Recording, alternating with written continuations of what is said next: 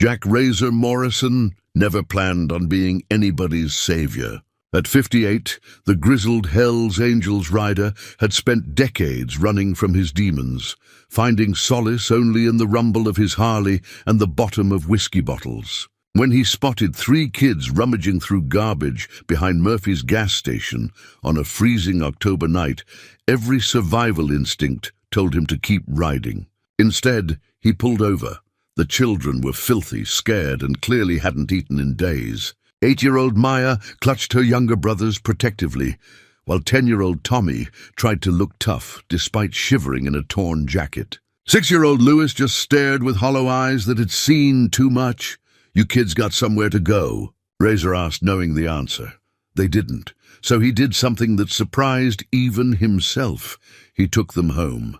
But what happens when kindness puts you in the crosshairs of killers? Before we jump back in, tell us where you're tuning in from. And if this story touches you, make sure you're subscribed, because tomorrow I've saved something extra special for you. The ride back to Razor's trailer took 20 minutes through the empty desert roads outside Bakersfield. Maya sat behind him on the Harley, her small arms wrapped tight around his leather vest, while Tommy and Luis squeezed into the sidecar he'd welded to his bike years ago for hauling supplies. None of the kids spoke during the journey, but he could feel Maya trembling against his back. His home wasn't much to look at. A beat-up Airstream trailer parked on 5 acres of scrubland he'd bought with cash 15 years ago. No neighbors for miles, which was exactly how he liked it. The place suited a man who'd spent the last 2 decades avoiding human contact whenever possible. Razor cut the engine and helped the children down. Up close, under the porch light, they looked even worse than he'd first thought. Their clothes were expensive once, designer jeans, name-brand sneakers, but now they were torn and filthy. Maya's hair was matted with dirt and grease. Tommy's jacket had a hole in the elbow that looked fresh, and little Luis's shoes were held together with duct tape. "You hungry?" Razor asked, though the answer was obvious from their hollow cheeks and the way Tommy kept eyeing the trailer like he was afraid it might disappear. All 3 nodded silently. Inside, the trailer was clean but sparse. A fold-out table, a small kitchenette, and a bed in the back. Military surplus gear hung from hooks on the walls, camping equipment, a first aid kit, and beneath his leather vest, something the kids couldn't see, a set of dog tags that read Morrison, Jack A, with a Marine Corps emblem. Razor rummaged through his cabinets, finding a can of beef stew and some crackers. As he heated the food on his small gas stove, he noticed Maya clutching something in her pocket. When she thought he wasn't looking, she pulled out a crumpled photograph and smoothed it carefully before tucking it away again. "What's your names?" he asked as he ladled stew into 3 mismatched bowls. "I'm Maya," the girl said quietly. "This is Tommy and Luis." She spoke with the careful politeness of a child who'd been well raised before whatever nightmare had landed them on the streets. "How long you been out there?" Maya and Tommy exchanged a look. 2 weeks, Tommy said, his voice barely above a whisper. Razor set the bowls on the table and watched them eat. They devoured the food like they hadn't seen a meal in days, which they probably hadn't. Luis ate so fast he started choking, and Maya rubbed his back until he could breathe again.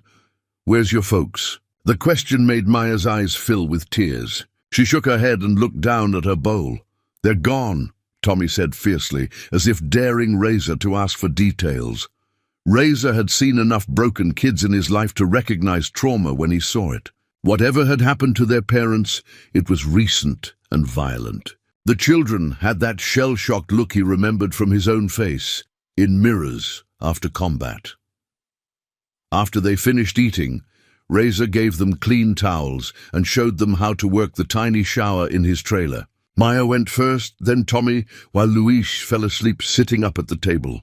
When it was the youngest boy's turn, Razor noticed something that made him pause. Beneath the grime on Luis's wrist was an expensive-looking watch. A kid's Rolex, the kind that cost more than most people made in a month.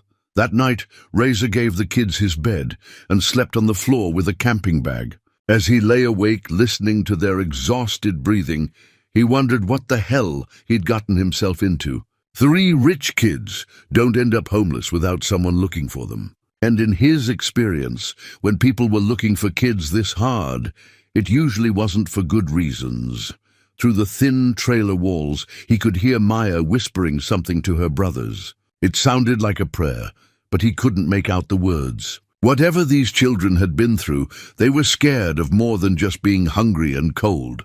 Razor touched the dog tags beneath his shirt and made a decision that would change everything. Tomorrow, he'd start asking questions. But tonight, 3 kids would sleep safe and warm, maybe for the first time in weeks.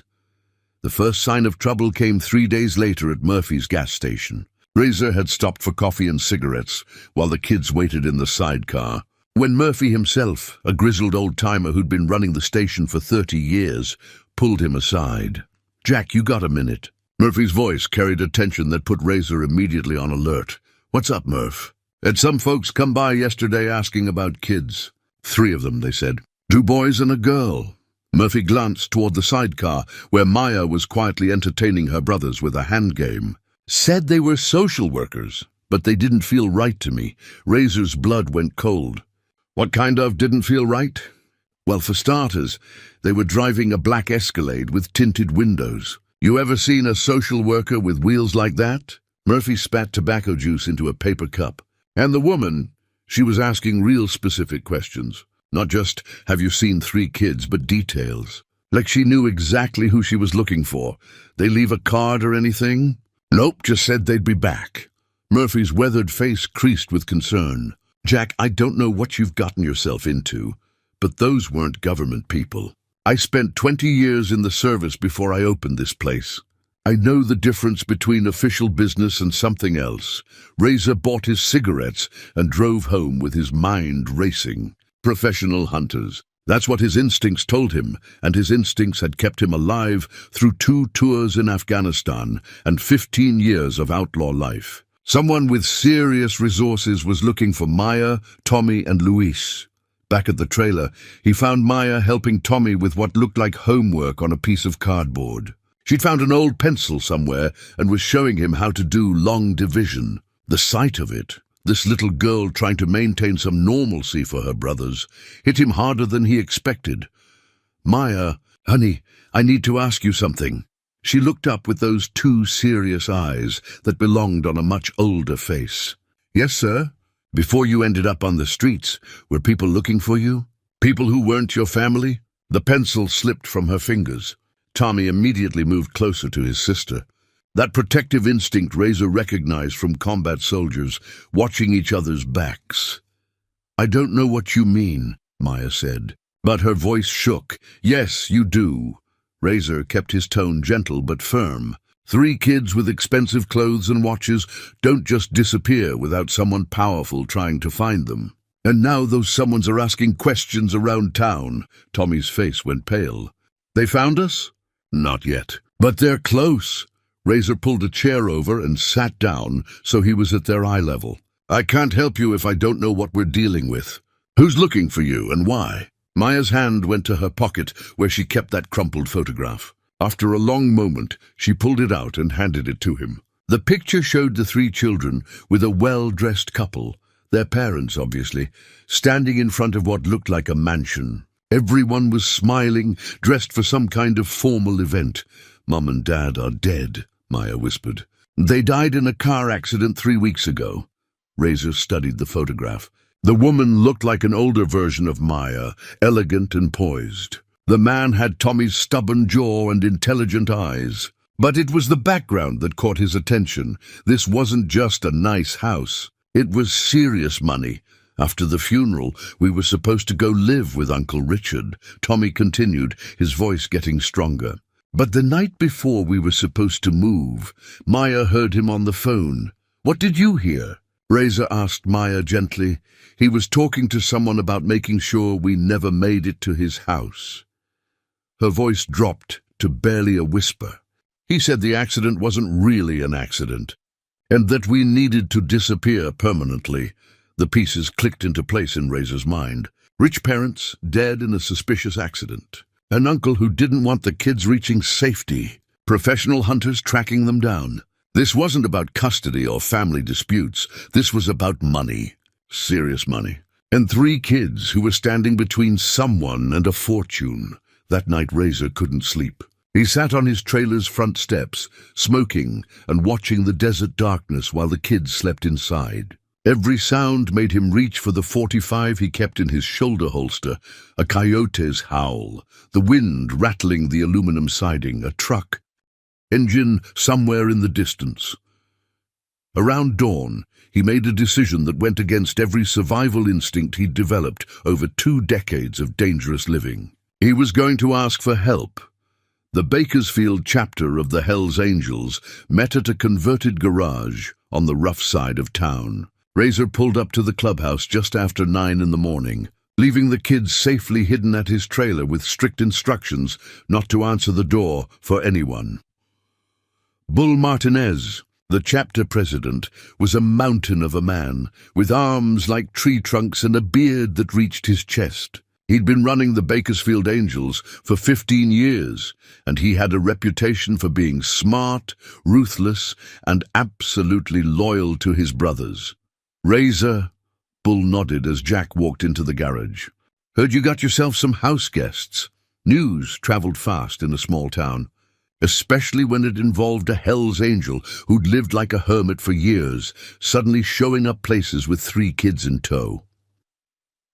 Need to talk to you.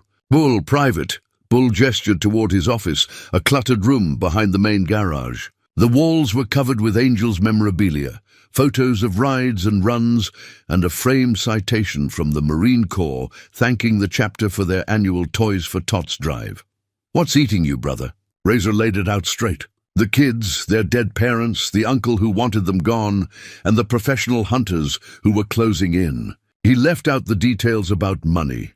That was the children's secret to share or keep, but he made it clear these weren't ordinary runaways. Bull listened without interrupting, his scarred hands folded on his desk. When Razor finished, the big man was quiet for a long moment. You know what you're asking for, Bull finally said. Getting between dangerous people and something they want badly enough to kill for. That's the kind of heat that burns everyone it touches. I know. These kids, they mean something to you. Razor thought about Maya's careful way of making sure her brothers ate before she did. About Tommy trying to act tough while secretly being terrified. But little Luis, who hadn't spoken a word since they'd arrived, but who'd started following Razor around like a lost puppy. Yeah. They do. Bull nodded slowly. Then we got a problem to solve. The chapter meeting that afternoon included 8 members of the Bakersfield Angels. These weren't weekend warriors playing dress-up. They were hard men who'd earned their patches through loyalty, courage, and blood. Razor knew them all. Snake, the sergeant-at-arms who'd done 2 tours in Iraq. Diesel, the road captain who could fix anything with an engine. Ghost, the club's intelligence specialist, who had contacts throughout California's underworld.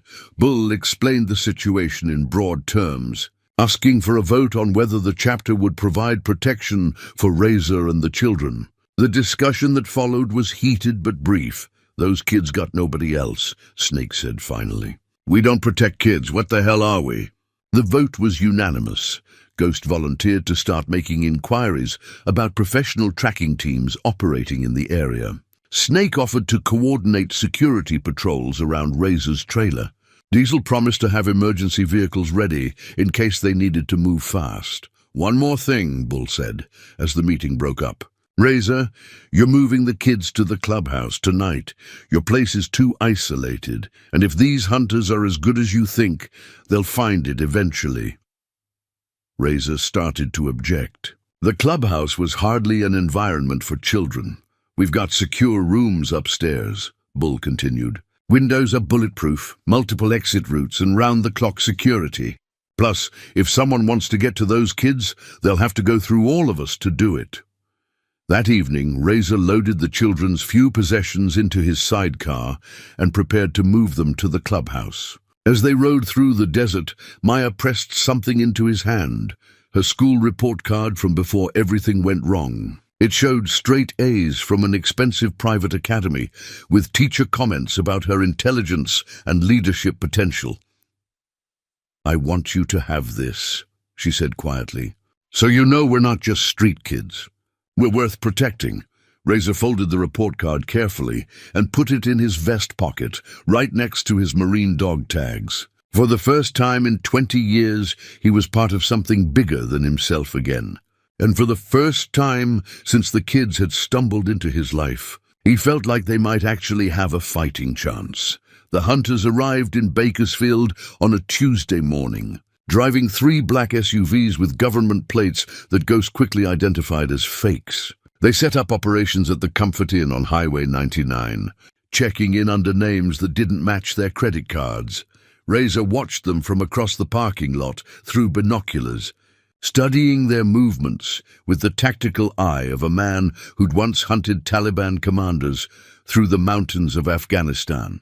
4 men, 1 woman, all moving with military precision. Professional gear, concealed weapons, and the kind of coordinated communication that suggested serious training.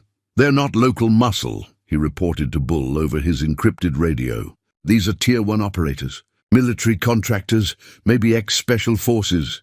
The woman appeared to be running the operation. Mid-40s, blonde hair pulled back severely, wearing a business suit that couldn't quite hide the shoulder holster underneath. She moved like someone accustomed to command, and the men deferred to her judgment on everything from room assignments to surveillance routes. By afternoon, they'd started their canvass of the town. The woman and one of the men visited Murphy's gas station first, showing photographs and asking the same questions Murphy had warned Razor about. Then they hit the diner, the hardware store, and the school district office. Their cover story was solid: Department of Children and Family Services, tracking 3 runaway children who were wards of the state. They had badges that looked authentic and paperwork that would fool most civilians, but their methods gave them away to anyone who knew what to look for. Real social workers didn't travel in armed convoys. They didn't conduct surveillance from multiple vehicle positions. And they definitely didn't carry the kind of weapons Ghost spotted when one of the men's jackets shifted. Wrong getting out of his SUV. Maya found Razor cleaning his .45 in the clubhouse's upstairs room that evening. She'd been quieter than usual all day, and he could see the fear in her eyes every time someone mentioned the hunters. "They're here because of us," she said, sitting down beside him on the old couch. "Yeah, they are. We should leave. Find somewhere else to go. We don't want you and your friends to get hurt because of us." Razor set down his gun and looked at this 8-year-old girl who was trying to carry the weight of the world on her small shoulders. "Maya, honey, you don't understand how this works. We don't abandon family. And like it or not, you 3 are family now." She pulled out that crumpled newspaper clipping she'd been carrying, an obituary he hadn't seen before. The headline read, "Prominent Tech Entrepreneurs Die in Car Accident." The article described her parents as founders of a successful software company, survived by 3 children and a brother. "The accident wasn't an accident," Maya said quietly. "Tommy and I heard Uncle Richard talking to someone on the phone after the funeral. He said the brakes on Daddy's car had been cut, and that he needed us gone before anyone figured out what really happened. The pieces were falling into place. Wealthy tech entrepreneurs dead in a staged accident. An uncle who needed the children eliminated to claim their inheritance. Professional killers tracking them across California. How much money are we talking about, Maya?" She was quiet for a long moment. "Daddy set up trust funds for us when we were babies. Tommy heard the lawyer say it was $6 million, plus the company shares. $6 million. More than enough to hire the kind of professional killers currently setting up shop in Bakersfield. More than enough to make 3 children's lives expendable. Maya, I need you to listen to me very carefully. Those people downstairs, the angels, they've made a choice to protect you. Not because of the money, but because it's the right thing to do. You don't owe us anything, and you don't need to carry this guilt." That night, Razor called a meeting with Bull, Snake, and Ghost. They gathered in Bull's office with the door locked, and the radio turned up loud enough to mask their conversation. $6 million inheritance, Razor reported. Uncle wants them dead so he can claim it legally. He's hired military contractors to make it happen. Bull whistled low. That explains the quality of opposition we're facing. Question is, Snake said, do we wait for them to make a move, or do we take the initiative? Ghost spread a map of Bakersfield on Bull's desk. They're professionals, but they're not locals. We know this territory better than they do. We can use that advantage. As they planned their defense of 3 children who'd trusted them with their lives, Razor touched the obituary in his pocket. Maya's parents had died protecting their children's future. Now it was up to an outlaw motorcycle club to make sure that sacrifice meant something. The first real test came at dawn on Thursday morning. Razor was teaching Tommy how to field strip a pistol in the clubhouse garage when Ghost's voice crackled over the radio with urgent warning. Black SUV, eastbound on Desert Valley Road, single-occupant male, headed straight for the old trailer. Razor's blood turned to ice. If they'd found his trailer, they were closer than anyone had anticipated. He grabbed his rifle and headed for his Harley while Bull coordinated the response. Snake, take the back road and cut him off at the ridge. Diesel, you and Hammer get to the trailer first and see what he's after. Nobody engages unless he makes a hostile move. The ride to his trailer took 8 minutes at dangerous speeds across desert roads. Razor arrived to find the black SUV parked 50 yards from his Airstream, engine still running. Through his scope, he could see a man in tactical gear methodically searching the area around the trailer, photographing tire tracks and examining the ground for signs of recent occupancy. The hunter was good, professional. He'd already identified the motorcycle tracks leading away from the trailer and was documenting everything with digital precision. Razor watched him spend 20 minutes cataloging evidence before returning to his vehicle. But as the SUV pulled away, Diesel's voice came over the radio with troubling news. Razor, you need to see this. He left something behind. Attached to Razor's trailer door was a small digital device, a GPS tracker with a note written in precise block letters. We know where you've been. Soon we'll know where you are. It was psychological warfare designed to create fear and force mistakes. But it also revealed something important about their enemies. These weren't just killers. They were intelligence operatives who understood that winning meant controlling information as much as firepower.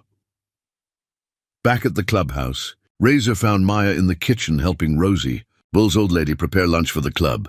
The sight of this small girl carefully slicing vegetables while wearing an oversized Hells Angels t-shirt was so incongruous it made his chest tight. Maya looked up when he entered, reading the tension in his face immediately.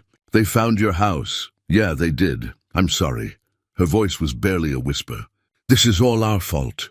Razor knelt down so he was at her eye level. Maya, look at me. None of this is your fault. You didn't choose to have greedy relatives. You didn't choose to have your parents murdered. And you sure as hell didn't choose to end up on the streets. He reached into his vest and pulled out something he'd been carrying since his Marine days. A Purple Heart medal he'd earned after taking shrapnel in a firefight outside Kandahar. The medal was tarnished with age, but the ribbon was still bright. You know what this is. Maya nodded. It's for soldiers who get hurt protecting other people. That's right. And you know why I'm showing it to you? She shook her head. Because protecting people who can't protect themselves isn't a burden, Maya. It's an honor. It's what separates us from the animals. He closed her small hand around the medal. You keep this. And every time you start thinking this is your fault, you remember that some things are worth fighting for.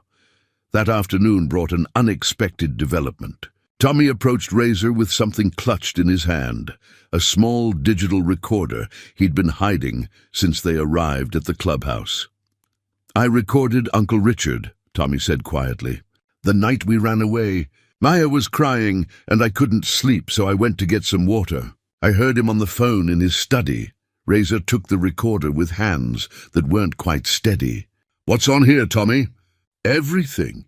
Him talking about the car accident, about how he paid someone to cut the brake lines, about how he needs us dead before the trust fund transfers to us on Maya's 9th birthday.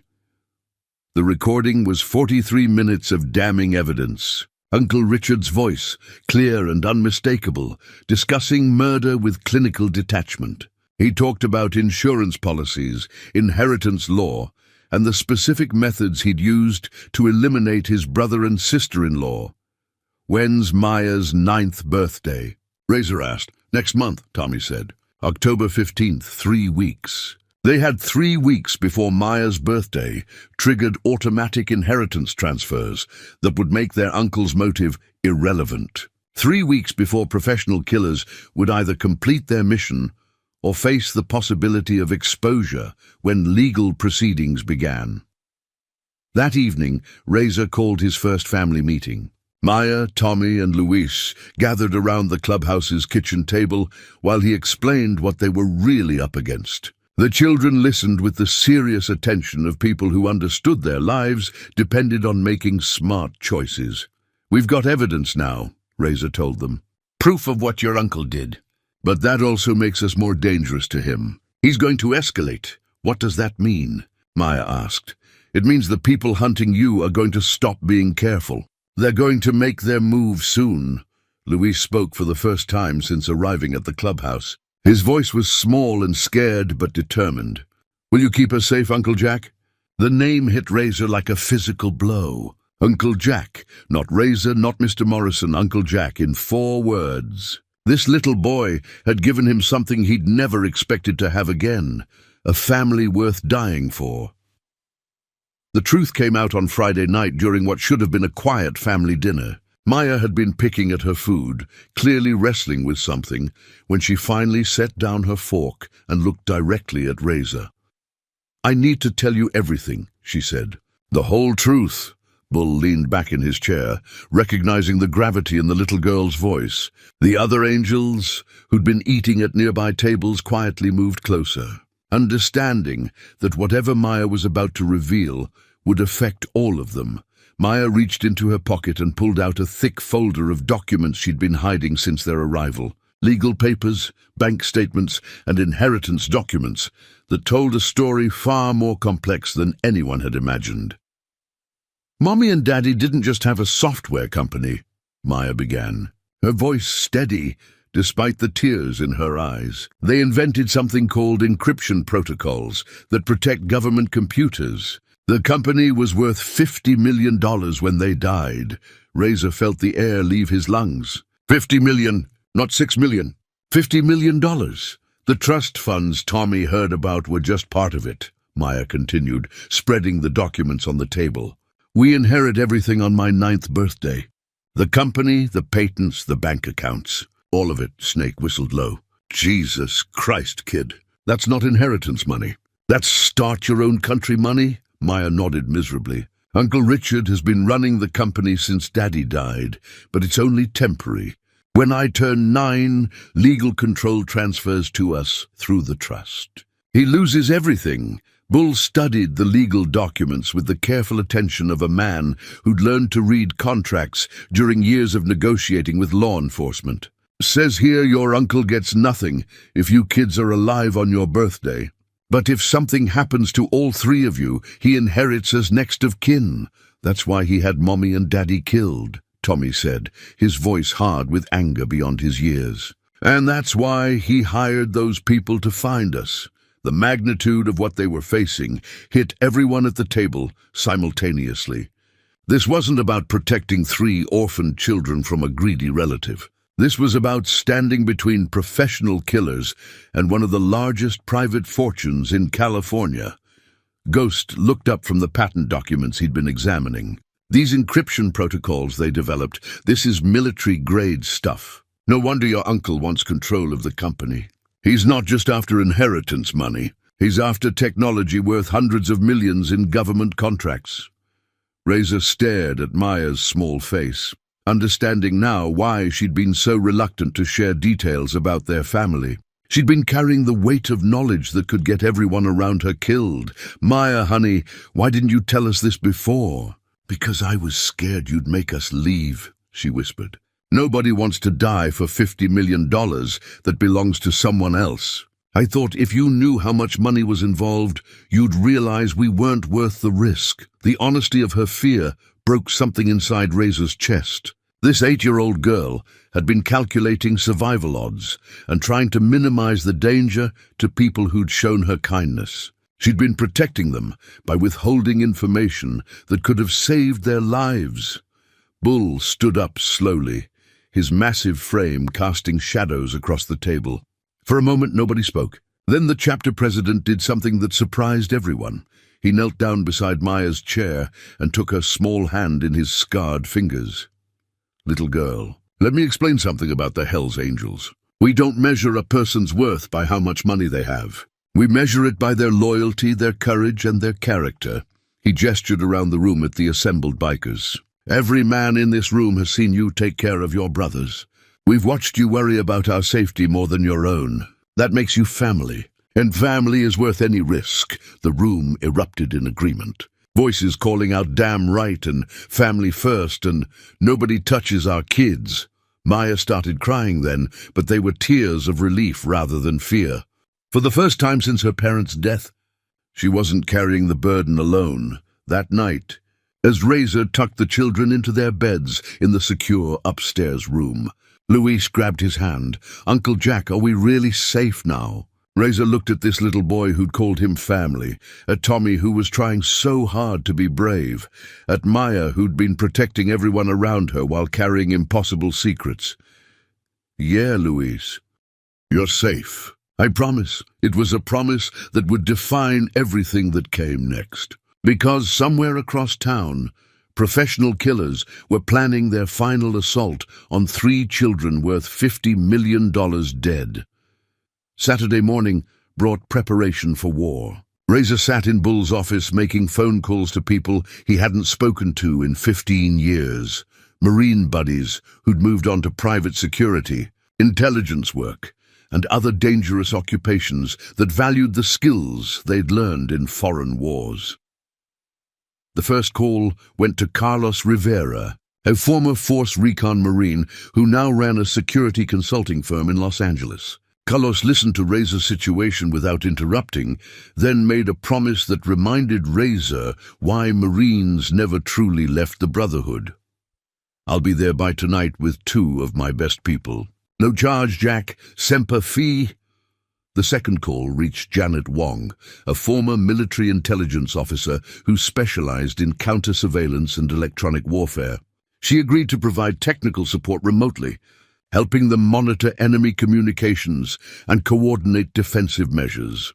While Razor worked his old military contacts, the Angels prepared their own defenses. The clubhouse was transformed into a fortress with overlapping fields of fire, escape routes, and communication systems that would allow coordinated response to any assault. Snake supervised the installation of security cameras and motion sensors around the property perimeter. Diesel reinforced the building's structural weak points and prepared vehicles for rapid evacuation if necessary. Ghost established a command center with encrypted radios and computer equipment capable of monitoring law enforcement frequencies. But the most important preparation involved the children themselves. Razor gathered Maya, Tommy, and Luis in the clubhouse's back room and began teaching them skills no children should ever need to learn. If shooting starts, you get flat on the floor and stay there until someone you trust tells you it's safe, Razor explained, demonstrating proper cover positions. Don't try to see what's happening. Don't try to help. Your job is to stay alive. He showed them the emergency exit routes Bull had planned, hidden passages through the building's basement that led to escape tunnels connecting with the storm drain system. Each child received a backpack with water, food, and emergency supplies, along with instructions on where to go if they became separated. Maya absorbed the tactical training with the serious attention of someone who understood their lives depended on following instructions perfectly. Tommy tried to act brave but couldn't hide his fear. Luis clung to a stuffed animal someone had found for him, a small bear that had become his constant companion. "Uncle Jack," Maya said quietly as they finished the training session, "what happens if something happens to you?" Razor knelt down and pulled out the combat knife he'd carried through 2 tours in Afghanistan. The blade was engraved with his unit designation and the dates of his service, a piece of his history that had saved his life more times than he could count. This belonged to my grandfather in World War II, then my father in Vietnam, then me in Afghanistan, he told her, placing the knife in her small hands. It represents the warrior spirit that keeps people safe. If something happens to me, you take care of your brothers. You fight for your family. You'd never give up. Maya wrapped her fingers around the knife's handle with surprising steadiness. I understand. That afternoon, Carlos arrived with his promised backup, 2 former special operations, soldiers who brought military-grade equipment, and the kind of professional competence that made even the hardened angels feel more confident about their chances. The defensive plan they developed was sophisticated and brutal. Multiple layers of early warning systems, coordinated fields of fire, and fallback positions that would make any assault costly for the attackers. But everyone understood they were outnumbered and outgunned by professionals who had unlimited resources and government-quality equipment. Evening brought an unexpected visitor. The blonde woman, who'd been leading the hunting team, walked up to the clubhouse's front gate alone, hands visible and empty, clearly requesting a parley. Bull met her at the fence with Razor and Snake flanking him. Up close, she was even more impressive. Cold blue eyes that missed nothing, expensive clothes that couldn't hide the warrior's posture underneath, and the kind of confidence that came from winning fights that others didn't survive. Gentlemen, my name is Catherine Cross. I represent certain interests that would prefer to resolve this situation without unnecessary violence. What kind of resolution did you have in mind? Bull asked. The children come with us quietly. No one gets hurt. You receive compensation for your trouble and forget this ever happened. Razor stepped forward, his voice carrying 20 years of controlled violence. Lady, those kids are under our protection. That's not negotiable. Catherine smiled, but there was no warmth in it. Mr. Morrison, I've read your file. Distinguished military service, multiple commendations for valor. I respect what you've accomplished. But you're protecting 3 children from forces you don't understand for reasons that will get you and your friends killed. Try us. Catherine's expression hardened. The people I work for have unlimited resources and no moral constraints. They will burn this building down, with everyone inside if necessary. The children won't survive anyway, but you can choose whether your friends die with them. The threat hung in the air between them like a drawn blade. But Bull's response came without hesitation. Ma'am, you're on Angel's property making threats against our family. I suggest you leave now. Catherine nodded as if she'd expected nothing less. 12 hours, gentlemen. Then we come for them. The betrayal came from within, as betrayals always do. Razor discovered it by accident while checking the perimeter defenses at 3 in the morning. He caught Weasel, a probationary member of the chapter, crouched behind the storage shed with a cell phone pressed to his ear. Yeah, they're all here. The kids are in the upstairs room, northeast corner. Security detail changes at 4 a.m.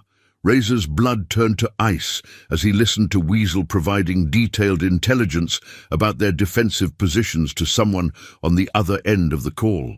Without hesitation, he drew his sidearm and stepped out of the shadows. Hang up the phone, Weasel. The younger man spun around, his face pale in the moonlight. The phone tumbled from his hand as he realized he'd been caught red-handed selling out his own club. Razor. I can explain. Shut up. Razor kept his weapon trained on the traitor while he picked up the phone. The line was already dead. How long? How long what? How long have you been feeding them information? Weasel's shoulders sagged with defeat. Since Tuesday. They approached me at the bar downtown, offered me $50,000 cash to keep them informed about club activities. $50,000. More money than a part-time mechanic like Weasel would see in 5 years of honest work. Enough to buy betrayal from someone who'd sworn loyalty to the Brotherhood. Razor marched Weasel into the clubhouse at gunpoint and woke Bull with news that shattered everyone's sense of security. Within minutes, the entire chapter was assembled in the main room, their faces reflecting the fury that came with discovering a traitor in their midst. How much do they know? Bull asked, his voice deadly calm. Everything. Weasel admitted, unable to meet anyone's eyes. "God rotations, weapon positions, escape routes. I gave them the building plans and told them about the ex-military guys helping you." Snake stepped forward with violence in his eyes, but Bull held up a hand to stop him. The chapter president understood that information was more valuable than revenge at this moment. "What's their assault plan?" "They're moving tonight. 4 a.m. when the guard rotation changes. They've got explosives to breach the wall, flashbangs to disorient everyone inside, and orders to eliminate all adult witnesses."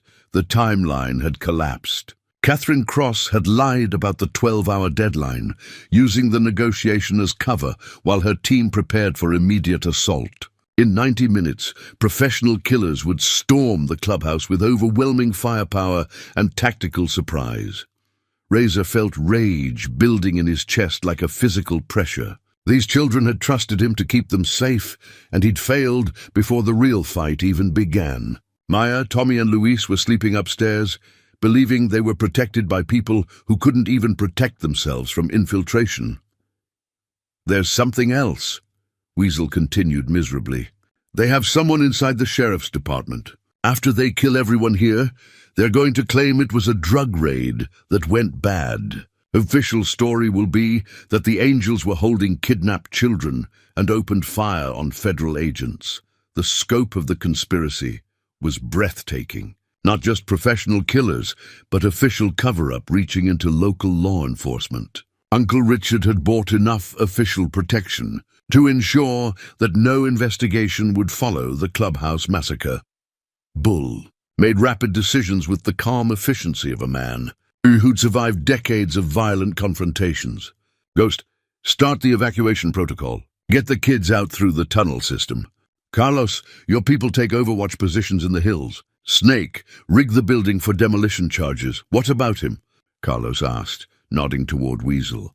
Bull looked at the traitor with contempt that could have frozen. "Blood, tie him up in the basement. If we survive this, the club will deal with him according to our traditions." As the Angels began emergency evacuation procedures, Razor went upstairs to wake the children. He found Maya already awake, sitting by the window and watching the preparations in the yard below. "They're coming tonight, aren't they?" she asked quietly. "Yeah, they are. But we're getting you out of here." Maya pulled out a burner phone Razor had never seen before, a device she'd been hiding since their arrival at the clubhouse. The screen showed dozens of text messages from an unknown number. "Uncle Richard has been texting me for days," she said. "He knows we're here. He says if we come with his people quietly, he'll let you and your friends live." Razor stared at the phone, understanding that Maya had been carrying this burden alone while trying to protect the people who were protecting her.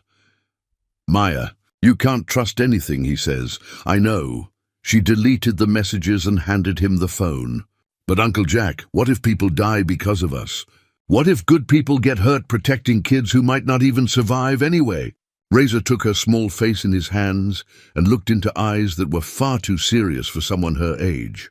"Maya, listen to me. Some things are worth dying for. Family is worth dying for. And you three are family now."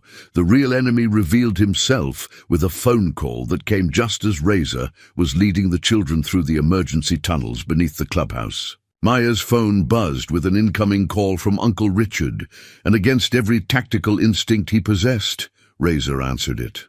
Well, the famous Jack Morrison. Marine Force Recon, 2 tours in Afghanistan, multiple commendations for valor. The voice was cultured, educated, and completely without warmth. "I know all about you, Mr. Morrison.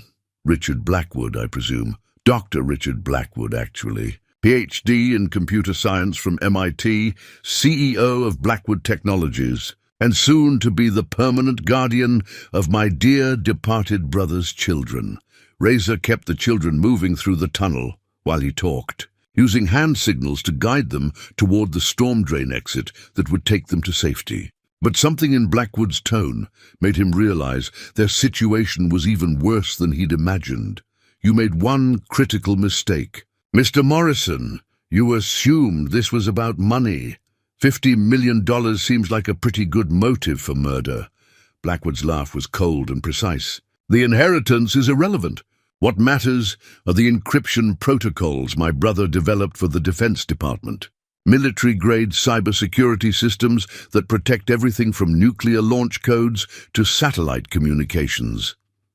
The tunnel opened into a storm drain that connected to the city's water management system. Razor pushed the children ahead of him while he tried to understand the true scope of what they were facing.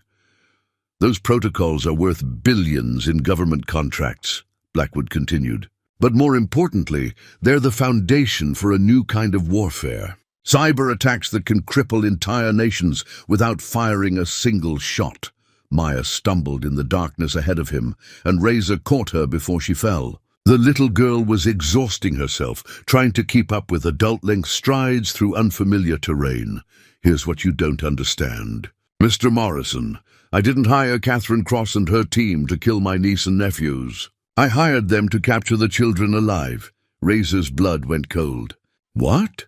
Maya has been trained by her father since she was 5 years old. She knows the encryption keys, the access codes, and the theoretical foundations that make the entire system work. Her father was paranoid about corporate espionage, so he embedded the most critical information in his daughter's memory rather than writing it down.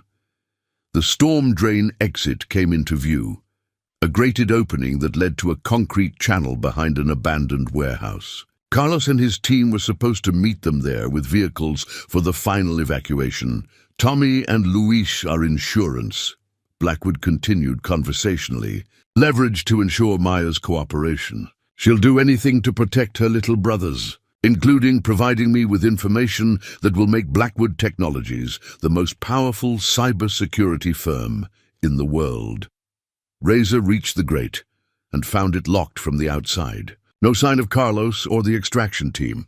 They were trapped in the storm drain with professional killers closing in from behind and no way forward. You see, Mr. Morrison, I don't need the children dead. I need them compliant, and nothing ensures compliance like the threat of violence against people they care about. The sound of boots in the tunnel behind them confirmed Razor's worst fears. Catherine Cross and her team had followed them into the drainage system. The children huddled against him in the darkness, understanding that their escape route had become a trap. Maya, sweetheart, Blackwood's voice carried false affection through the phone speaker. I know you can hear me. This can all end right now. Come with my people, and Mr. Morrison and his friends will be allowed to live. Maya took the phone from Razor with trembling hands. Uncle Richard, why did you kill Mommy and Daddy? Because your father refused to share the encryption protocols with the government agencies that need them. He was an idealistic fool who thought he could control technology that belongs to the national security apparatus. Daddy said you were jealous of him. Your father was always the genius, Maya, but genius without ambition is useless. I have the vision to use his work for purposes he never imagined. Flashlight beams appeared in the tunnel behind them. Catherine Cross's voice echoed through the concrete space with professional calm. End of the line, Morrison. Send the children out, and we can discuss terms. Razor looked at Maya's small face in the dim light filtering through the grate above them. She was 8 years old, carrying encryption codes worth billions of dollars in her memory, and the only thing standing between her uncle and unlimited power. Maya, Razor whispered. Do you remember what I taught you about fighting for family? She nodded, her hand going to the combat knife he'd given her. Then get ready to fight. The decision that would define the rest of his life came to Razor in the concrete darkness of the storm drain. Surrounded by 3 children who trusted him completely and professional killers who would show no mercy, he looked at his Harley keys in his hand, the symbol of 20 years of freedom, independence and running from responsibility. Without hesitation, he pressed the keys into Maya's palm. Maya, I need you to listen very carefully. In about 30 seconds, I'm going to create a distraction that will give you and your brothers a chance to escape. When I do, you take Tommy and Luis and you run as fast as you can to the surface. I'm not leaving you, Maya whispered fiercely. Yes, you are. Because that's what family does. We protect each other, even when it hurts. Razor pulled out his sidearm and checked the magazine. 15 rounds against professional operators with superior equipment and tactical advantage. Those keys go to my bike. It's parked behind Murphy's gas station. You remember Murphy? Maya nodded, tears streaming down her face. You get on that bike and you ride to the sheriff's station. You tell them everything. About your uncle, about the mercenaries, about the encryption codes. You make them listen. Tommy grabbed Razor's arm with surprising strength. Uncle Jack, don't do this. We can all get out together. No, son, we can't, but you can. And that's what matters. Razor looked at each child in turn, memorizing their faces in the dim light. Maya, you're the strongest person I've ever met. Tommy, you're brave enough to protect your family no matter what. Luis, you've got a heart big enough to forgive even the people who hurt you. The sound of approaching footsteps grew louder. Catherine Cross was positioning her team for final assault, probably expecting Razor to surrender when faced with impossible odds. Remember what I taught you about being family, Razor continued quietly. You take care of each other. You never give up. And you never let anyone make you ashamed of who you are. He pulled out the small sketch Maya had drawn of him days earlier, a child's artwork showing him as a guardian angel with motorcycle wings. She'd given it to him shyly, saying it was how she saw him. Now he pressed it back into her hands. I want you to keep this. So you remember that sometimes broken people can still do good things. Maya threw her arms around his neck with desperate strength. I love you, Uncle Jack. I love you too, sweetheart. All of you. Catherine Cross's voice echoed through the tunnel with false reasonableness. Morrison, you're out of options. Send the children out now, and I give you my word that no one else needs to get hurt. Razor positioned himself between the children and the approaching mercenaries, using his body as a shield while they prepared to run. The grate above them was locked, but Tommy was small enough to squeeze through the gaps in the metal framework. When the shooting starts, you go up and out, Razor instructed. Don't look back. Don't try to help. Just run. He thought about the last 20 years of his life. The drinking, the isolation, the deliberate avoidance of human connection that had defined his existence since leaving the Marines. Then he thought about the last 2 weeks, making breakfast for 3 kids, teaching Tommy to throw a baseball, listening to Maya read bedtime stories to her brothers. For the first time since Afghanistan, Jack Morrison felt like his life had actual purpose. Catherine, he called out, his voice carrying the authority of a man who'd faced death before and survived. I've got a counter-proposal. I'm listening. You let the kids go and I'll tell you where they hid the original encryption protocols. The physical documents their father kept as backup. It was a lie, but it was believable enough to buy time. Catherine Cross paused, obviously considering the possibility that physical documents might exist beyond the information stored in Maya's memory. What documents? Research notes, algorithm specifications, implementation details. Everything you'd need to replicate the system without relying on an 8-year-old's memory. The pause stretched longer. Catherine was weighing the value of immediate capture against the possibility of obtaining complete technical documentation. Where are they hidden? Let the kids go first. Then we'll discuss locations. Behind him, Razor heard Tommy boosting Luis through the grate opening. The little boy was small enough to squeeze through easily, followed by Tommy himself. Maya hesitated, clearly unwilling to abandon the man who'd become her family. Go, Razor whispered. That's an order from your Uncle Jack.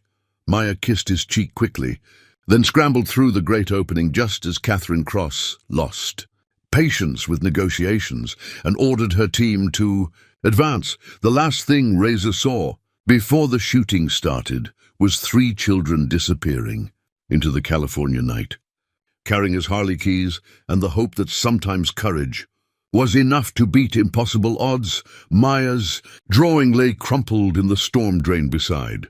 Razor's empty magazines and pools of blood that belonged to people who would never go home again. The firefight had lasted 17 minutes, an eternity measured in muzzle flashes and ricocheting bullets in confined concrete space. Razor had taken 3 rounds. Center mass before Catherine Cross's tactical team finally overwhelmed his position. But those 17 minutes had been enough. Long enough for 3 children to disappear into the Bakersfield night with information that could either save them or get them killed. Catherine knelt beside Razor's wounded form, her professional composure cracked by the cost of capturing one stubborn Marine. 2 of her men were dead, another was bleeding out from a lung shot, and their mission timeline was completely destroyed. "Where are the backup documents?" she demanded, pressing a field dressing against the worst of Razor's wounds. "The encryption protocols you promised?"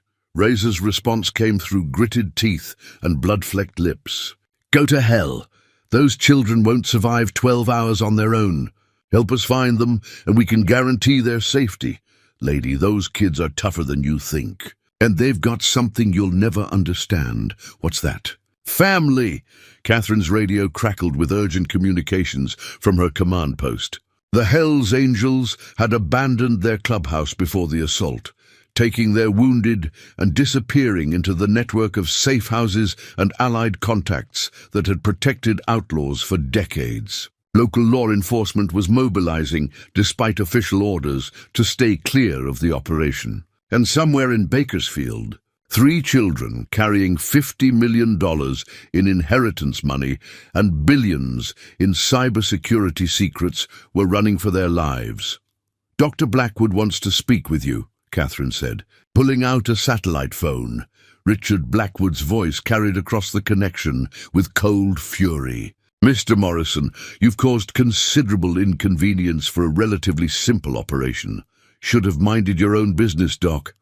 Where are my niece and nephews?" "Safe from you. That's all that matters." Blackwood's laugh was without humor. "Mr. Morrison, you've delayed the inevitable, not prevented it. Those children have no money, no identification, and no understanding of the forces pursuing them. They'll be captured within hours." What Blackwood didn't know was that Maya's childlike drawing contained more than artistic expression. Hidden beneath the crayon marks were penciled notes, emergency contact numbers, safe house addresses, and communication protocols that Razor had taught her during their tactical training sessions. The children had reached Murphy's gas station to find Razor's Harley exactly where he'd promised, along with the emergency kit he'd hidden in the saddlebags months earlier. Cash, prepaid phones, fake identification documents, and detailed maps of escape routes throughout California. Maya had taken charge with the calm determination of someone who'd learned that survival meant making hard choices quickly. She'd memorized every detail of Razor's contingency plans, understanding that their lives depended on following his instructions precisely. "Tommy, you drive," she'd ordered, boosting her 10-year-old brother onto the motorcycle. "Louis, you hold on tight. We're going to Aunt Martha's house." Martha Collins had been Razor's friend for 20 years, one of the few civilians who understood that sometimes good people did illegal things for the right reasons. Her farmhouse sat on 40 acres of isolated land 30 miles outside Bakersfield, protected by terrain that made surveillance difficult and approach routes that could be watched from defensive positions. By dawn, the children were eating breakfast in Martha's kitchen, while she made phone calls to people who could help 3 orphaned kids disappear permanently. The underground network that protected domestic violence victims, witness protection cases, and political refugees was vast and sophisticated, operated by people who understood that sometimes official channels failed to protect the innocent. "Those men who hurt Uncle Jack?" Louis asked quietly over his scrambled eggs. "Are they going to come here too?" Maya looked at her youngest brother with eyes that had aged years in a single night. "Maybe, but we're not going to let them hurt anyone else." She pulled out the combat knife Razor had given her, its engraved blade catching morning light through Martha's kitchen window. The weapon represented more than protection. It symbolized the warrior spirit that had been passed down through generations of people who fought for family. "We're going to end this," Maya said with quiet determination that would have made Razor proud. "We're going to make Uncle Richard pay for what he did to Mommy and Daddy and Uncle Jack, Martha." Collins looked at this 8-year-old girl making promises of vengeance, and recognized something that chilled her to the bone. Maya wasn't just planning survival anymore, she was planning war. The war began at Martha's farmhouse on a Tuesday morning when Tommy discovered something that changed everything. While Maya coordinated escape plans with Martha's underground contacts, and Luis played with the farm's border collie, Tommy had been systematically searching through the equipment Razor had hidden in his motorcycle saddlebags. "Maya, you need to see this," Tommy called from the barn where he'd been examining the emergency supplies hidden beneath the fake identification documents. In cash reserves was a small digital recorder, the same device Tommy had used to capture Uncle Richard's confession weeks earlier. But this recording was different. It contained 47 minutes of conversation between Catherine Cross and her team, accidentally captured when Tommy had forgotten to turn off the device during their escape from the clubhouse. Maya listened to the recording with growing amazement. Catherine Cross's professional facade completely disappeared when she thought no one was listening. The mercenary discussed backup plans, communication protocols, financial arrangements, and most importantly, the location of her command post. "They're using the old Blackwood Technologies warehouse on Industrial Boulevard," Maya realized. "That's where Uncle Richard is coordinating everything." But the recording contained something even more valuable. Catherine Cross's team had been hired through a private military contracting firm called Meridian Solutions, and their operations were being funded through a complex network of offshore accounts tied directly to Uncle Richard's personal finances. "This is evidence," Martha said, after listening to the entire recording. "Real evidence that proves your uncle hired these people to kill you." Maya studied the tactical maps Razor had taught her to read, identifying the warehouse location and the surrounding industrial district. The area was isolated, perfect for covert operations, but also vulnerable to the kind of asymmetric warfare tactics that one determined 8-year-old could implement with proper preparation. "Martha, I need you to make some phone calls." "What kind of phone calls, honey?" "The kind that bring the right people to the wrong place at exactly the right time." Maya's plan was audacious in its simplicity. She would use Uncle Richard's own resources against him, turning his coordination center into a trap that would expose his conspiracy to federal authorities who could not be bought or intimidated.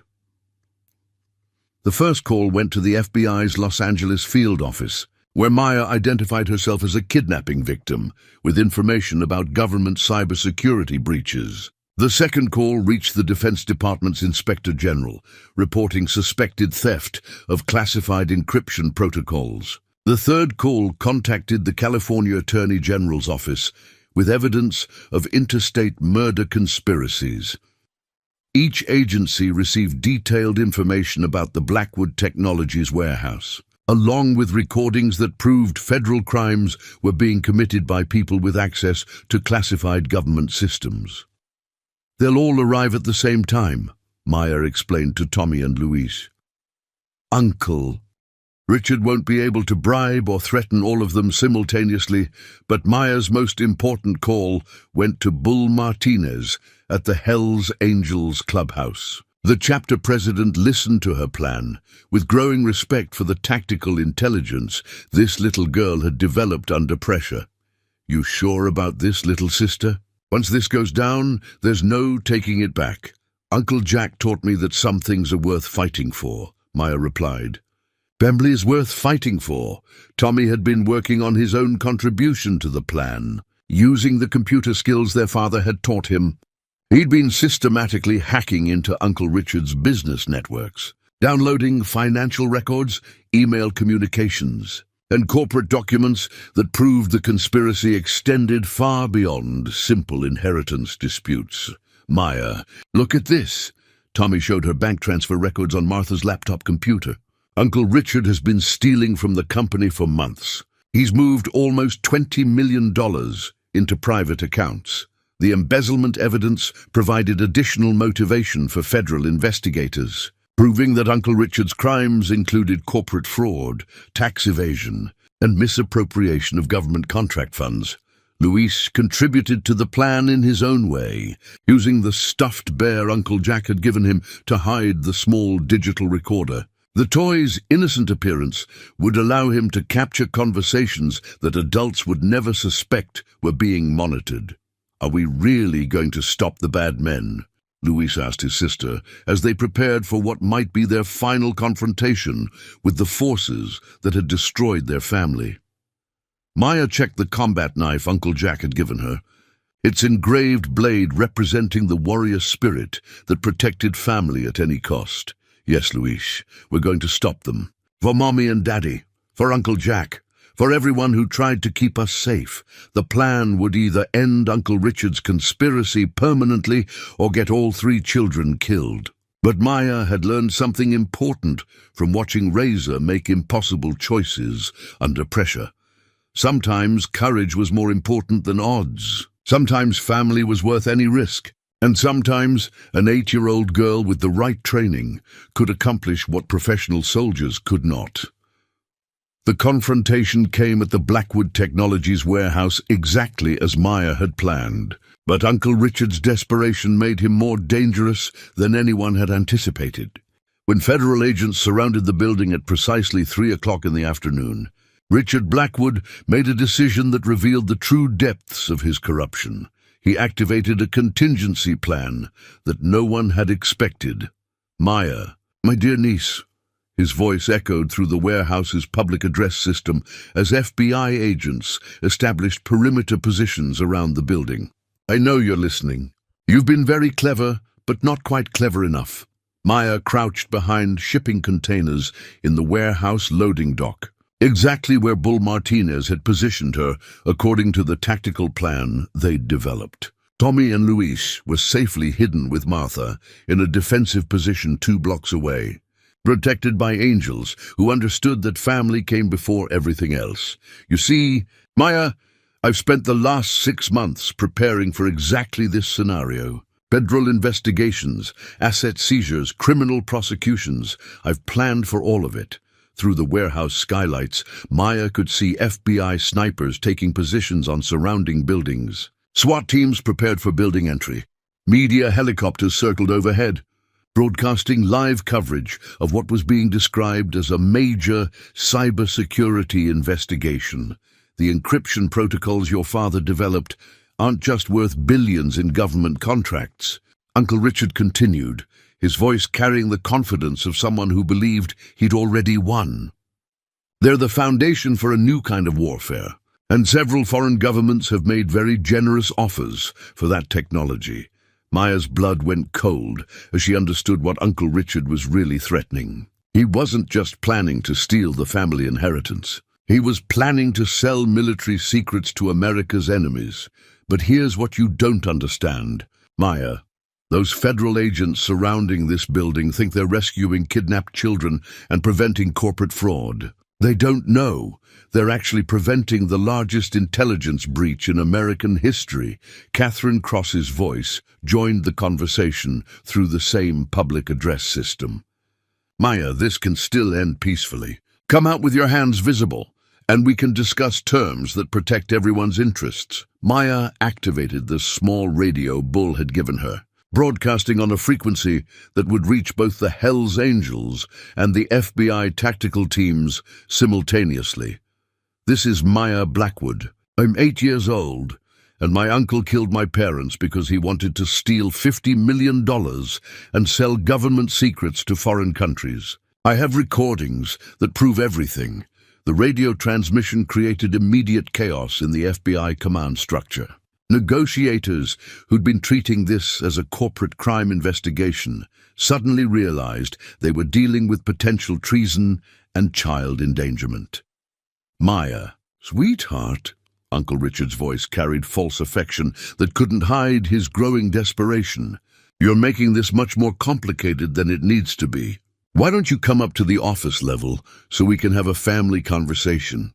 Maya looked at the combat knife Uncle Jack had given her, its engraved blade catching light from the warehouse's industrial fixtures. She thought about everything Razor had taught her about courage, family, and fighting for people who couldn't protect themselves. Uncle Richard I want to ask you something. Of course. Dear, do you remember teaching me to ride a bicycle when I was 5? There was a pause, and when Uncle Richard responded, his voice carried genuine confusion. Yes, I remember. You were so determined to learn without training wheels. You held onto the seat and ran alongside me until I could balance by myself. You said that's what family does. We help each other learn to be strong. That's right, Maya. Then why did you kill Mommy and Daddy? The question hung in the air like a physical presence. FBI negotiators, Hell's Angels, media reporters, and federal agents all waited for an answer that would define everything. That happened next. Uncle Richard's response came with the cold precision of someone who'd abandoned human emotion in favor of pure calculation. Because, Maya, sometimes family gets in the way of destiny. Your parents were weak. They thought technology should serve humanity instead of power. I understand that power serves itself. It was a full confession, broadcast live on national television and recorded by multiple federal agencies simultaneously. Uncle Richard Blackwood had just admitted to murdering his own brother and sister-in-law for money and ideology. Maya triggered the small explosive device Bull had taught her to use, not enough to hurt anyone, but sufficient to create the distraction she needed for the final phase of her plan. Uncle Richard, she said quietly into her radio as smoke began filling the warehouse. You taught me to ride a bicycle. But Uncle Jack taught me to fight. Justice came in the form of FBI Special Agent Sarah Chen, who found Maya hiding in the warehouse's ventilation system 47 minutes after Uncle Richard's televised confession ended with his arrest for treason, murder, and conspiracy against the United States government.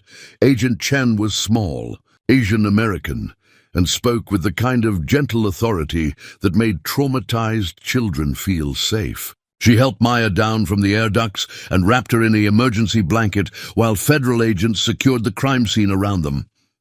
Are you hurt, sweetheart? No, ma'am. But my Uncle Jack is hurt bad. They shot him in the storm drains under the city. He needs help. Agent Chen radioed for medical teams while she knelt beside Maya in the warehouse loading dock. Around them, FBI agents were arresting Catherine Cross and her surviving mercenaries, seizing computer equipment that contained evidence of the largest private intelligence operation in California history.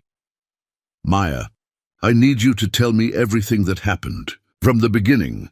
For the next 2 hours, Maya provided testimony that would eventually send 12 people to federal prison for terms ranging from 25 years to life without parole. She spoke clearly, precisely, and without the emotional breakdown that most adults would have experienced after weeks of terror and violence. Agent Chen recognized something extraordinary in this 8-year-old witness. Maya Blackwood possessed the kind of resilience and tactical intelligence that could only be developed through extreme circumstances and exceptional mentoring. Who taught you to plan operations like this? Agent Chen asked as Maya finished, describing the complex trap that had exposed Uncle Richard's conspiracy. Uncle Jack, he said that protecting family was the most important mission anyone could have. The search for Razor's body in the storm drain system took 6 hours and involved urban rescue specialists with specialized equipment for underground recovery operations. When they finally found him, he was unconscious from blood loss, but alive, protected by tactical armor that had absorbed most of the damage from multiple gunshot wounds. Maya refused to leave the hospital waiting room while surgeons worked to save the man who'd become her family. Tommy and Louise slept in chairs beside her, exhausted but refusing to go anywhere until they knew Uncle Jack would survive. Bull Martinez arrived at the hospital with news that changed everything. The Hells Angels chapter had voted unanimously to establish a legal defense fund for Razor's medical expenses and any criminal charges that might result from the warehouse operation. Little sister, Bull said to Maya as they waited for medical updates, your Uncle Jack is going to be fine. He's too stubborn to die from something as simple as getting shot by professionals. Agent Chen approached the family group with documents that represented the culmination of the federal investigation. Uncle Richard's arrest had triggered a comprehensive review of government cybersecurity contracts, revealing corruption that extended into multiple federal agencies. Maya, the information you provided has prevented what could have been the largest intelligence breach in American history. The encryption protocols your parents developed were being sold to foreign governments through networks we didn't even know existed. The financial recovery was equally impressive. Federal asset forfeiture proceedings had seized Uncle Richard's offshore accounts, recovering not just the $50 million inheritance, but an additional $30 million in embezzled corporate funds and illegal international transactions. "What happens to us now?" Tommy asked Agent Chen quietly. "That's going to be up to family court. But I think I know what the recommendation will be." When Razor finally woke up 3 days later, he found Maya asleep in the chair beside his hospital bed, still clutching the combat knife he'd given her and the crumpled drawing that showed him as a guardian angel with motorcycle wings. "Uncle Jack." Maya's voice was small and scared, the voice of a little girl who'd been trying to be strong for too long. "I'm here, sweetheart. Are we really safe now?" Razor looked at this remarkable child who'd orchestrated the downfall of a conspiracy that had threatened national security while protecting her family at every step. Maya had shown courage that would have impressed seasoned Marines, intelligence that had outsmarted federal criminals, and loyalty that had saved everyone she cared about. "Yeah, Maya, we're safe. Uncle Richard is in federal prison. The bad people who worked for him are never getting out, and Agent Chen has some paperwork she wants us to sign." The paperwork was adoption documents, emergency custody orders that would make Jack Morrison the legal guardian of 3 children who'd chosen him as family long before any court made it official. Maya climbed carefully onto the hospital bed and curled up beside the man who taught her that broken people could still do good things, that family was worth any risk, and that sometimes an 8-year-old girl with the right training could save the world. 6 months after the warehouse confrontation, Jack Morrison stood in the Kern County Courthouse wearing his best leather jacket and a tie that Maya had helped him select. In his weathered hands, he held adoption papers that would legally transform 3 extraordinary children into his family. Judge Patricia Williams had presided over family court for 23 years, but she'd never seen a case quite like this one. The FBI's recommendation for emergency adoption was unprecedented, supported by testimony from federal agents, Hells Angels, and social workers who all agreed that Jack Morrison represented the children's best hope for stability and protection. "Mr. Morrison," Judge Williams said, as she reviewed the extensive case file, "this court has received some unusual character references for your petition.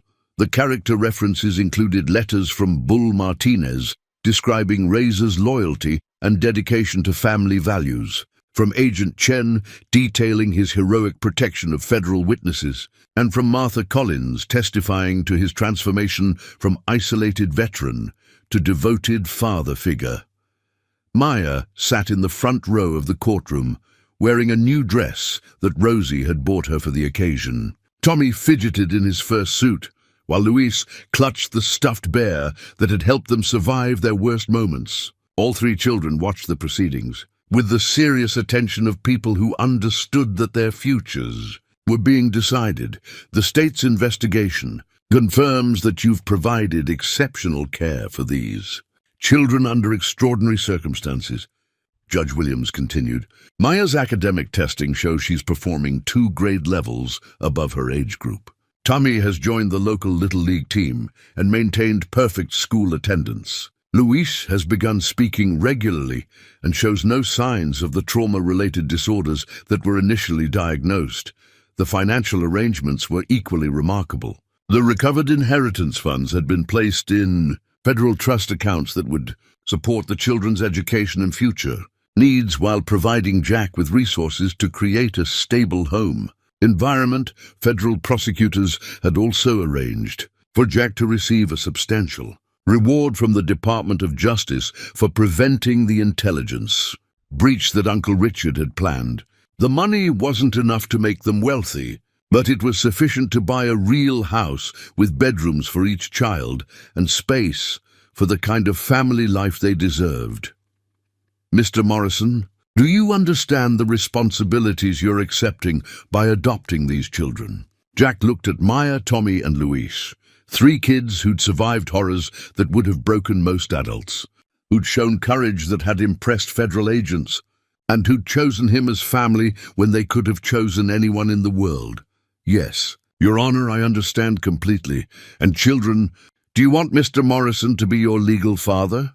Maya stood up with the poise of someone much older than her 8 years. Your Honor, Uncle Jack taught us that family isn't about blood. It's about choosing to protect and love each other, no matter what happens. We chose him, and he chose us. Tommy joined his sister, his voice stronger than it had been during their first terrifying nights at the clubhouse. He saved our lives, but more than that, he gave us hope. He made us feel like we were worth protecting. Luis simply nodded and held up his stuffed bear, the toy that had carried their secret recordings through the most dangerous moments of their journey. Judge Williams signed the adoption decree with ceremonial precision, her own eyes reflecting the emotional weight of legalizing a family that had been forged through shared danger and mutual protection. Congratulations, Mr. Morrison, Maya, Tommy, and Luis Morrison. You are now officially and permanently a family under the laws of California and the United States.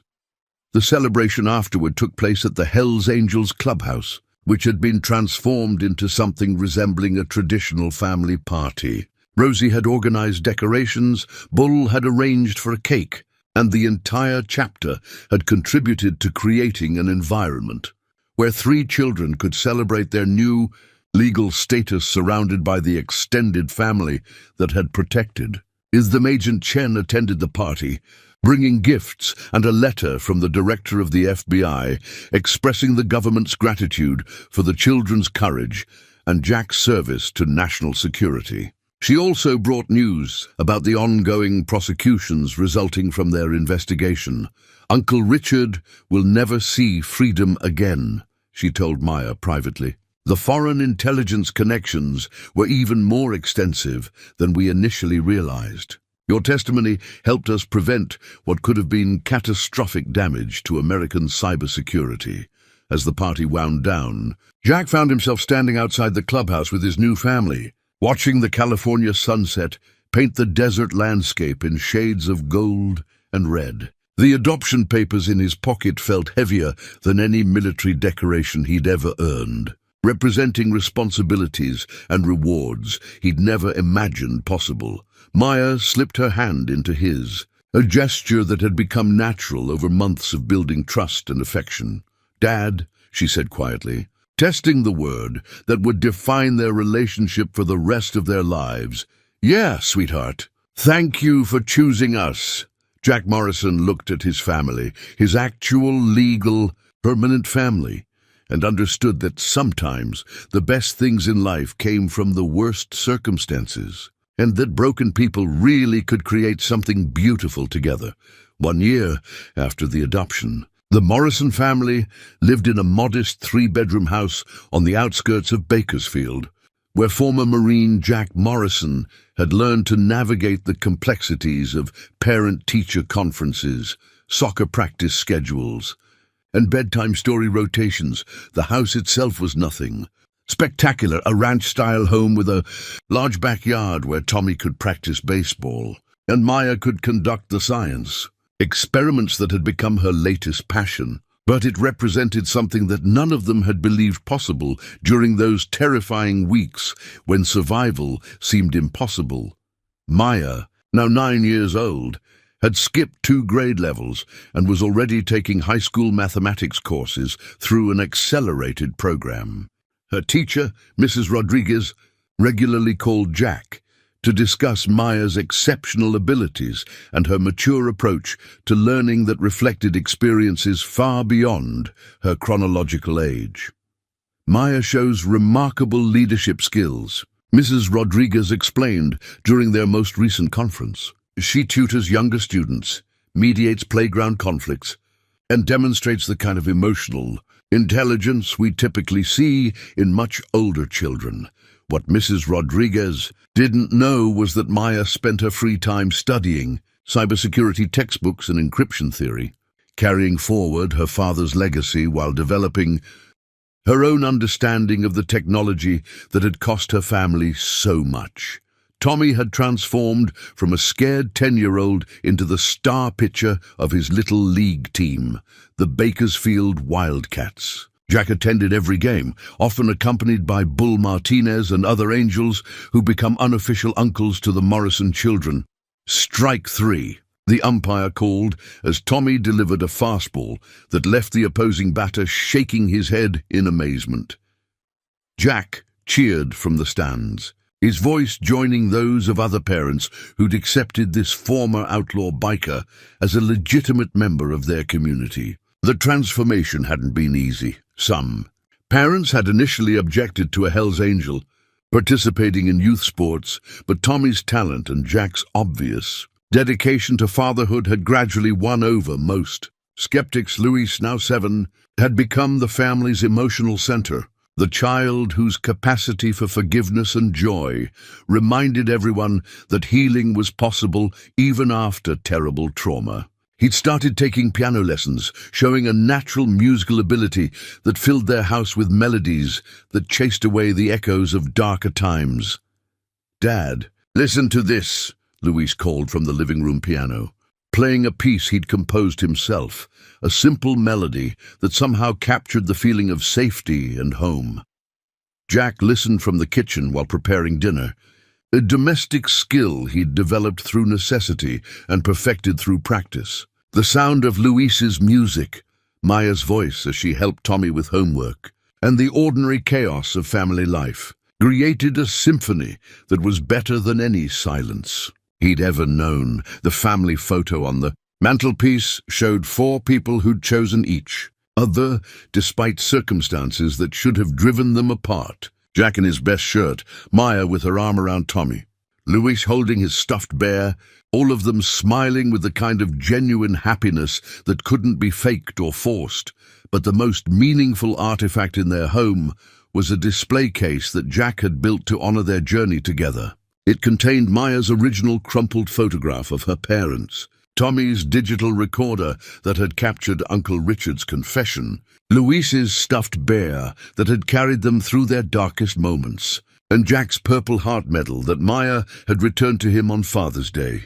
"We should write a book about what happened to us," Maya suggested one evening as the family gathered for their weekly movie night, a tradition that Jack had instituted to ensure they spent regular time together without the distractions of homework, chores, or outside obligations. "Who would believe it?"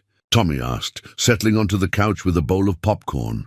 "People need to know that families can be created in lots of different ways," Maya said seriously, "and that sometimes the best parents are the ones who choose to love kids who aren't biologically theirs."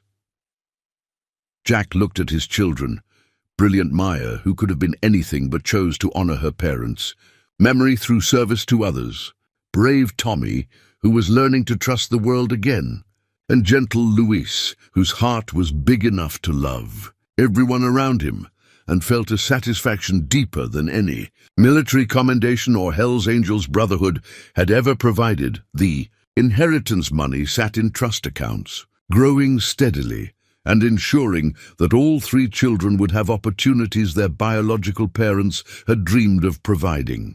But the real inheritance they'd received couldn't be measured in dollars. It was the knowledge that love could triumph over greed, that courage could overcome fear, and that family meant people who would die before abandoning each other. Outside their living room window, Jack's Harley sat in the driveway next to a minivan that better suited his current transportation needs. Both vehicles represented different aspects of who he'd become: the dangerous man who could protect his family when necessary, and the devoted father who drove carpool and attended school plays. 2 years after the adoption, Jack Morrison stood in his garage on a Saturday morning, teaching his oldest son Tommy the sacred ritual of motorcycle maintenance. The Harley gleamed under fluorescent lights, its chrome polished to mirror brightness, while father and son worked together with the careful attention that serious machinery demanded. "Remember, Tommy, this isn't just about keeping the bike running," Jack explained as he guided his 12-year-old son through the process of checking oil levels and tire pressure. "It's about understanding that some things in life require constant attention and respect." Tommy nodded seriously, his hands steady as he followed his father's instructions. The boy had grown 3 inches in the past year, his shoulders broadening with the promise of the man he would become. More importantly, his eyes had lost the haunted look that had defined his first months with the Morrison family. "When will I be old enough to ride?" Tommy asked, a question that had become a weekly tradition during their garage time. "When you can prove you understand that freedom and responsibility go together," Jack answered.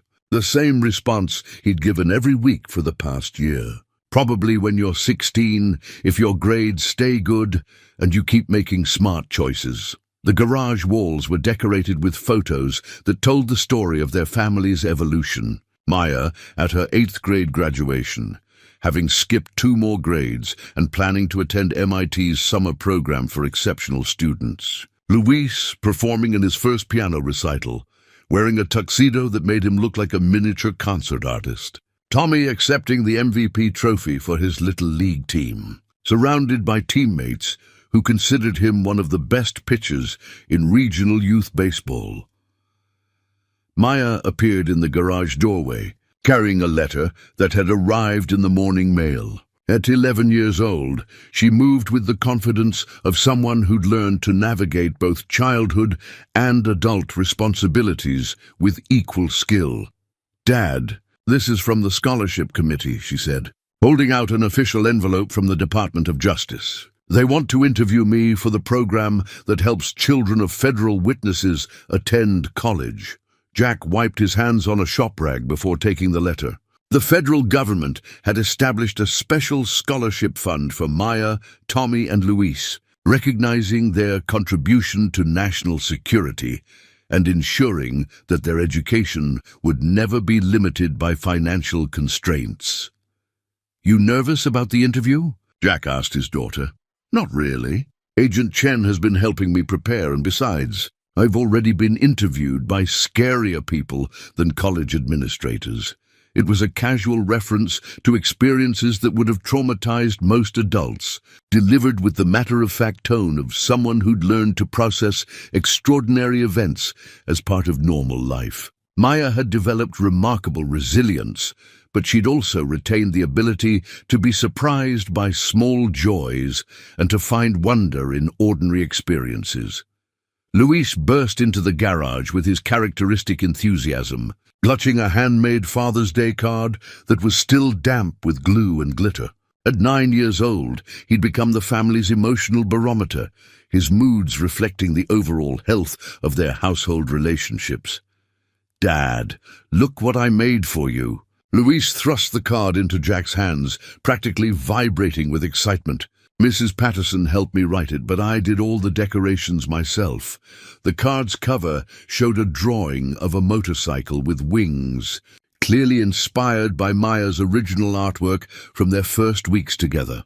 Inside, Luis had written in careful block letters, "Thank you for teaching us that families are made of love. Not just DNA. Happy Father's Day to the best dad in the world."